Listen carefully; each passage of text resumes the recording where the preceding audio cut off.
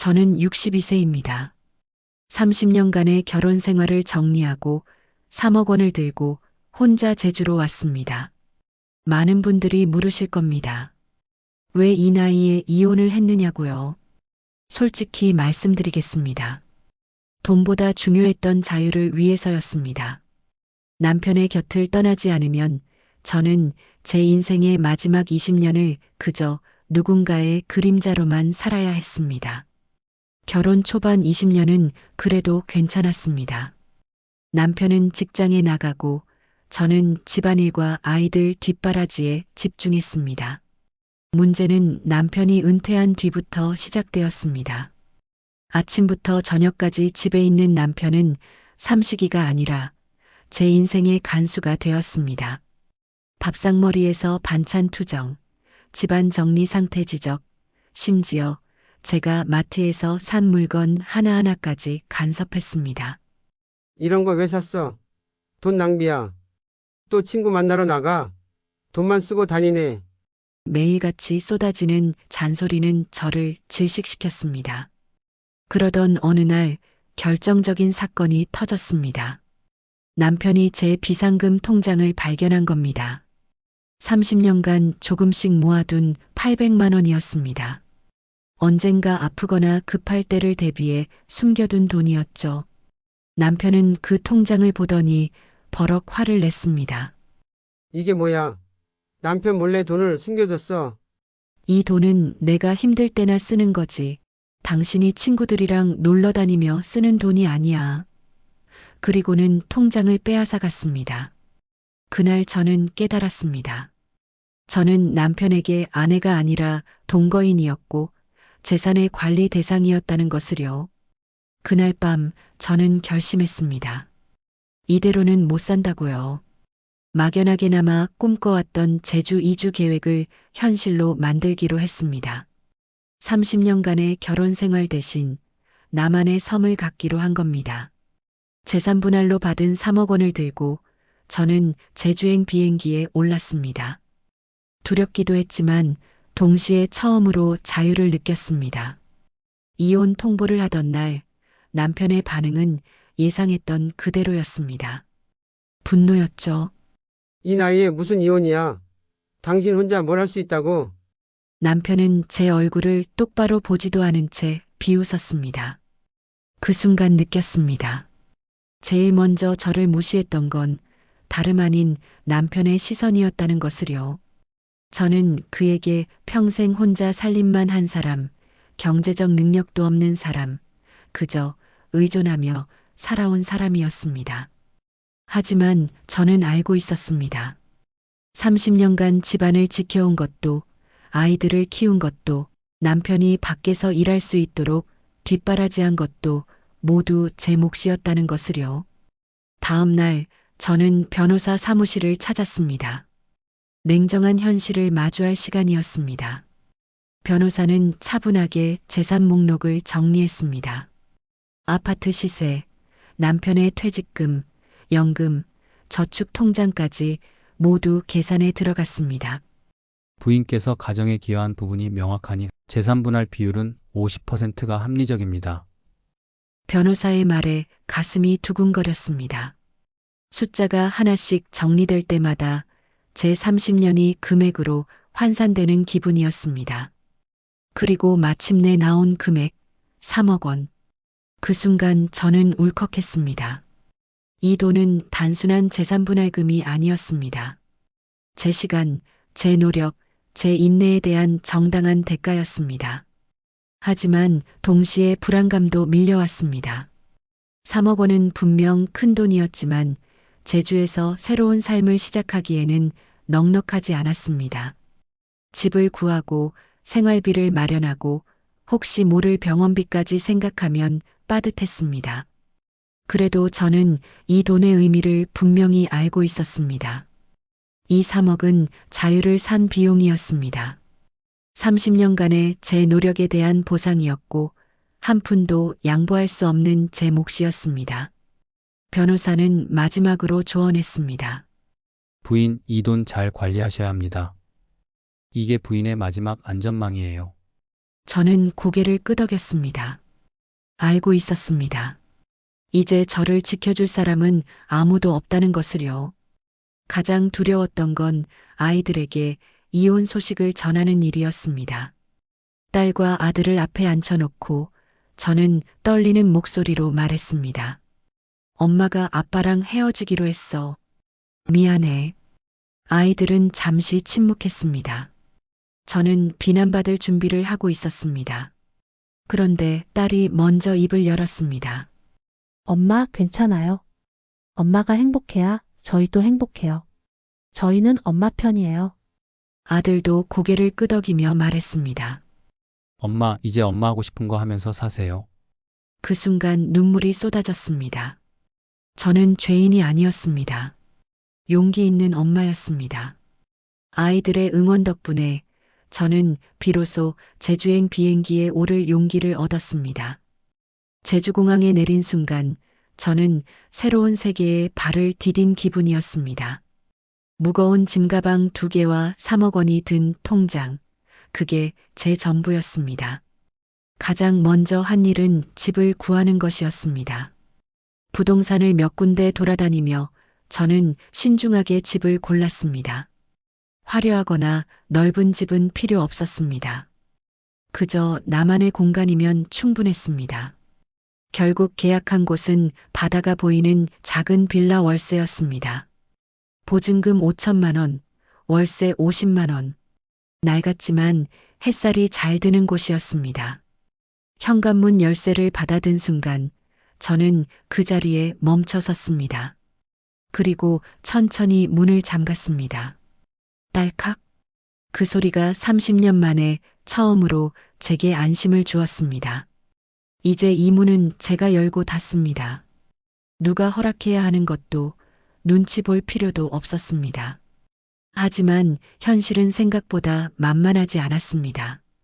평생 가족밥을 해왔던 저였지만 정작 나 혼자를 위한 요리는 낯설었습니다. 냉장고에 재료를 가득 채워놓고도 막상 1인분을 만들려니 감이 오지 않았습니다.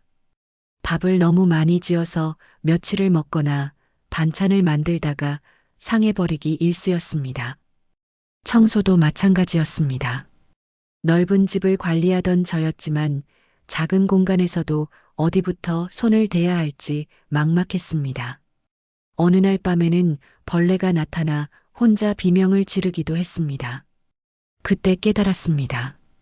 세상에서 제일 맛없는 음식이 나 홀로 밥상일 줄 몰랐다는 것을요. 혼자 먹는 밥은 쓸쓸했고 혼자 치우는 설거지는 외로웠습니다. 그래도 저는 포기하지 않았습니다. 무엇보다 3억 원을 지켜야 했습니다. 저는 통장을 3개로 나눴습니다.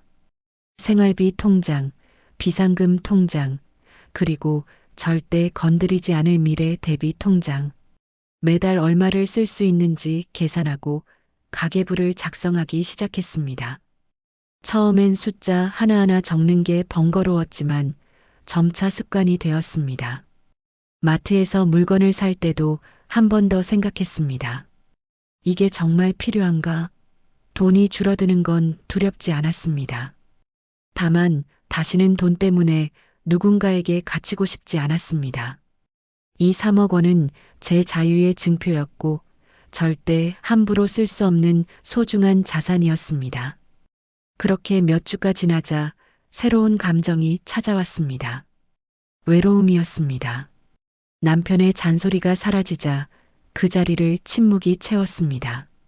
저녁 식사 후 텔레비전을 보다가도 문득 허전함이 밀려왔습니다. 그럴 때마다 저는 바닷가로 나갔습니다. 파도 소리를 들으며 걸었습니다. 처음엔 그 소리가 남편의 잔소리처럼 들리기도 했습니다. 하지만 시간이 지나자 깨달았습니다. 파도 소리는 저를 비난하지 않았습니다. 동네 사람들과 마주칠 때마다 작은 인사를 나눴습니다. 안녕하세요. 날씨 좋네요.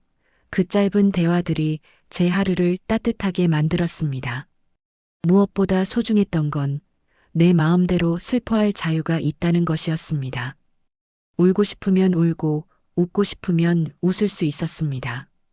그 자유가 얼마나 귀한지 저는 비로소 알게 되었습니다. 제주에서의 생활이 안정되자 저는 평생 미뤄뒀던 일들을 하나씩 시작했습니다. 가장 먼저 손에 잡은 건 뜨개질이었습니다.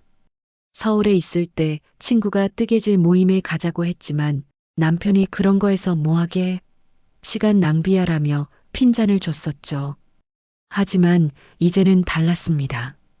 동네 문화센터에서 뜨개질 수업을 신청했고 처음으로 목도리를 완성했을 때의 뿌듯함은 말로 표현할 수 없었습니다. 다음은 해녀학교였습니다. 62세에 물질을 배운다니 무모해 보였지만 바닷속에서 숨을 참고 헤엄치는 그 순간만큼은 세상 모든 걱정이 사라졌습니다.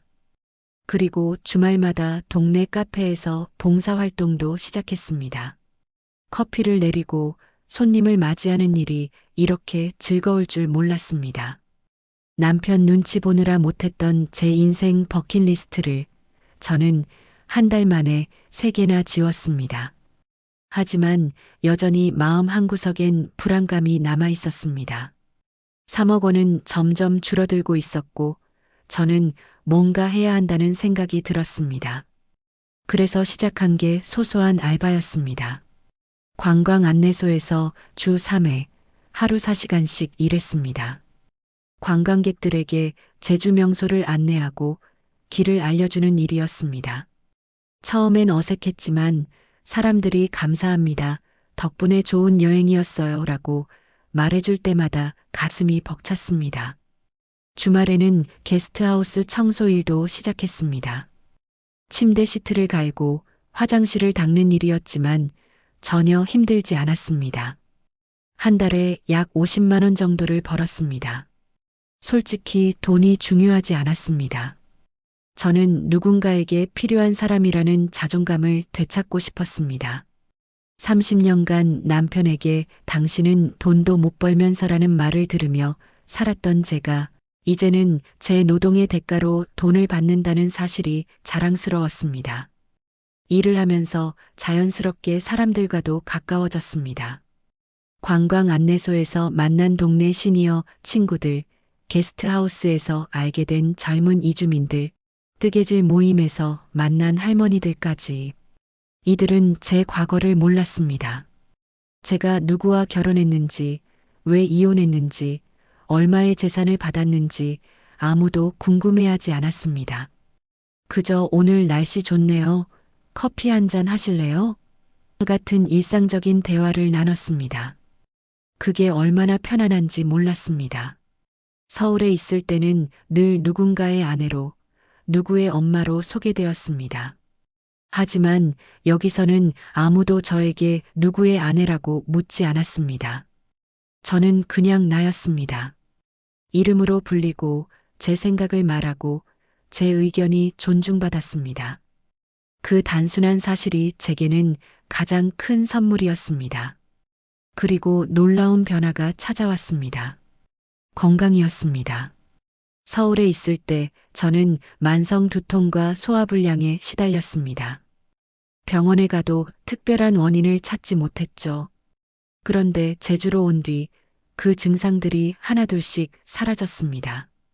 아침마다 요가를 시작했고 주말에는 올레길을 걸었습니다. 바닷바람을 맞으며 걷다 보면 머리가 맑아지고 몸이 가벼워졌습니다. 체중도 5kg이 빠졌습니다. 무엇보다 얼굴이 달라졌습니다. 동네 사람들이 제일 많이 해준 말이 피부가 좋아졌다, 활력이 생겼다는 말이었습니다. 거울을 볼 때마다 저도 느꼈습니다. 눈빛이 달라졌다는 것을요. 30년간 억눌려 있던 제 모습이 서서히 깨어나고 있었습니다. 누군가 저에게 물었습니다. 이혼하고 후회 안 하세요? 저는 웃으며 대답했습니다. 이혼은 제 인생 최고의 보약이었어요. 제주로 온 지 1년이 지났습니다. 이제 저는 결혼 30년과 독립 1년을 비교해 볼 수 있게 되었습니다. 솔직히 말씀드리면 통장 잔고는 줄었습니다. 3억 원 중 집 보증금, 생활비, 예상치 못한 지출들로 지금은 2억 정도가 남았습니다. 숫자만 보면 불안해 보일 수도 있겠죠. 하지만 제 삶의 질은 비교할 수 없을 만큼 좋아졌습니다. 30년간 결혼 생활에서 제가 가진 건 안정된 집과 생활비였지만 제 시간은 없었습니다. 제 의견은 무시당했고 제 꿈은 사치였습니다. 하지만 지금은 다릅니다. 아침에 눈을 뜨면 오늘 무엇을 할지 제가 결정합니다. 누구 눈치도 보지 않고 제 마음대로 하루를 보냅니다. 그 자유가 얼마나 값진지 돈으로 환산할 수 없습니다. 재산 분할금 3억으로 산 것은 집이 아니었습니다. 제 남은 인생 30년의 주도권이었습니다. 저와 비슷한 상황에 계신 분들께 3가지 조언을 드리고 싶습니다. 첫째, 감정보다 경제 준비가 우선입니다. 이혼을 결심했다면 먼저 재산 목록을 정리하세요. 주택, 예금, 연금, 퇴직금까지 모두 파악하고 변호사와 상담하세요. 감정에 휘둘려 성급하게 결정하면 나중에 후회할 수 있습니다. 제가 3억을 받을 수 있었던 건 철저한 준비 덕분이었습니다. 둘째, 혼자 사는 연습을 미리 시작하세요. 저는 이혼 후 혼자 밥을 짓고 청소하고 벌레를 잡는 일이 생각보다 어려웠습니다. 만약 이혼 전에 조금씩 연습했더라면 더 수월했을 거예요. 요리 클래스를 듣거나 홈케어 기술을 익히세요. 작은 준비가 큰 자신감이 됩니다. 셋째, 새로운 관계를 두려워하지 마세요. 저는 제주에서 새로운 친구들을 만났고 그들 덕분에 외로움을 이겨낼 수 있었습니다. 과거를 모르는 사람들과의 관계는 새로운 시작을 가능하게 합니다. 존중받지 못하는 곳에서 당신의 인생을 낭비하지 마세요. 당신은 충분히 소중합니다. 오늘 아침 저는 제주 바다를 바라보며 커피를 마셨습니다. 파도가 밀려왔다가 다시 빠져나가는 모습을 보며 생각했습니다. 제 인생도 저 파도처럼 밀려왔다가 빠져나가는 것들의 연속이었다고요. 하지만 이제는 다릅니다. 저는 더 이상 파도에 휩쓸리지 않습니다. 제가 파도를 선택합니다. 어디로 갈지, 무엇을 할지, 누구와 함께 할지 모두 제가 정합니다. 거울을 볼 때마다 웃고 있는 제 모습을 발견합니다. 주름은 늘었지만 눈빛은 더 밝아졌습니다. 동네 사람들이 저를 부를 때 김명애 씨하고 제 이름을 부릅니다. 누구의 아내도 누구의 엄마도 아닌 그냥 저 자신으로 불립니다. 그게 이렇게 행복한 일인지 몰랐습니다. 이 영상을 보시는 여러분께 전하고 싶습니다. 나이는 숫자일 뿐입니다.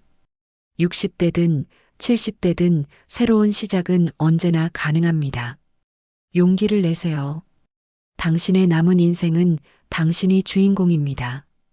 오늘 아침 저는 누구의 아내도 누구의 엄마도 아닌 제주 주민 김명희로 눈을 떴습니다. 좋아요, 구독도 눌러주시고 응원해주시고 여러분도 행복한 노후 보내세요. 감사합니다.